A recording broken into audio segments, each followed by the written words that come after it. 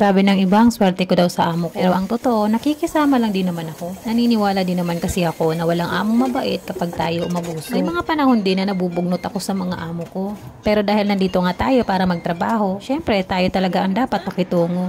Wala namang perpekto, nagkakamali naman talaga lahat tayo. Pero madalas, kahit hindi mo kasalanan, hayaan mo na ang trono kina amo. Pag sa tingin mo wala sa mood si amo, hayaan mo na ang trono sa kanila. Kapag may mga sinasabi sila na hindi maganda, palabas mo na lang sa kabilang tenga. Kung kaya mo lang naman. Kaya nga nila diba sinasabi na plastic daw kaming mga OFW? Which is true naman. Kapag kasi kami nagpakatotoo, malamang hindi kami magtatagal sa trabaho. Hindi naman kasi pwedeng pagalit si amo, galit ka din. Kaya kailangan mo pa rin ipakita sa kanila na okay ka lang lagi. Yung tipong kahit naiiyak ka na, pinipigilan mo pa. Yung tipong may dinadamdam kang problema, pero kailangan mo pa rin na maging masaya. Kailangan mo pa rin ipakita sa kanila na lagi kang nasa mood. Ayaw na ayaw kasi nila dito yung nakasimama. Malas daw yun sa kanila, lalo kapag nasa negosyo yung mga amo mo. Hindi naman talaga maiwasan na may panahon na nabubugnot at naiinis tayo sa kanila. Pero dahil nga kailangan natin makisama, syempre, pipiliin na lang natin na magpakumbaba.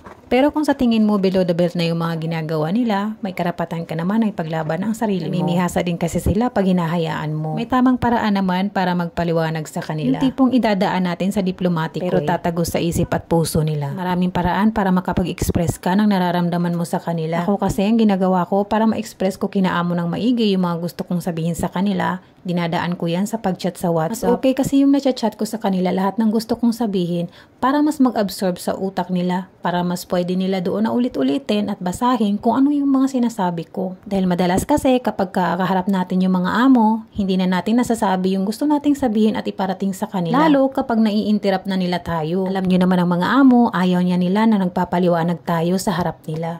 Kaya kung gusto mong magdagal sa mga amo mo, iwasan mong ipakita sa kanila yung totoong nararamdaman. Madalas kasi sa mga amo dito, hindi nila binabalidate kung ano yung nararamdaman mo. Iniisip kasi nila bayad naman tayo. Kaya talagang sinusulit nila kung ano yung kaya nilang ipagawa sa'yo. Iba naman tayo ng pamamaraan sa pakikitungo. Nasa sayo na yan kung paano mo i-handle ang sarili mo pag nandito ka na sa ibang bansa. Pag nandito ka na kasi, hindi mo na pwedeng sabihin ayoko na. Hindi kasi ganun kadali yun. Kaya madalas yung iba, talagang sinusurvive na lang nila. Kaya yung iba madalas, lahat ng sama ng loob nila, dinadaan nila sa pag-post sa social media. Kapag alam nila na yun lang naman talaga ang paraan para mabawasan ang sama ng loob nila. Kaya madalas kapag may nag-share sa akin ng mga problema, pinapakinggan ko talaga sila. Alam ko kasi yung pakiramdam na walang mapaglabasan ng problema. Lalong-lalo na kapag konektado ang problema about sa pamilya. Madalas na problema ng mga narinig ko about sa pamilya madalas nila. Talaga kung sino yung pinaguhugutan ng lakas nila. Yun din naman ang nagiging kahinaan. Madalas sa mga kabayan kasi natin, naaabuso ng pamilya. Hindi kasi nila nakikita kung ano yung mga hirap na pinagdadaanan dito. Basta lang tanggap sila ng tanggap ng pera without knowing na yung pamilya nila dito sa abroad, nahihirapan na. Kaya kung ikaw, pamilya ka man ng isang OFW, pahalagahan mo yung mga perang natatanggap mo. Kamustahin mo din sila kahit papano. Hindi lang yung kapag may kailangan kayo, saka kayo tatawag at mangangamusta sa kanila. Makamusta mo lang yan sila, masaya na yan.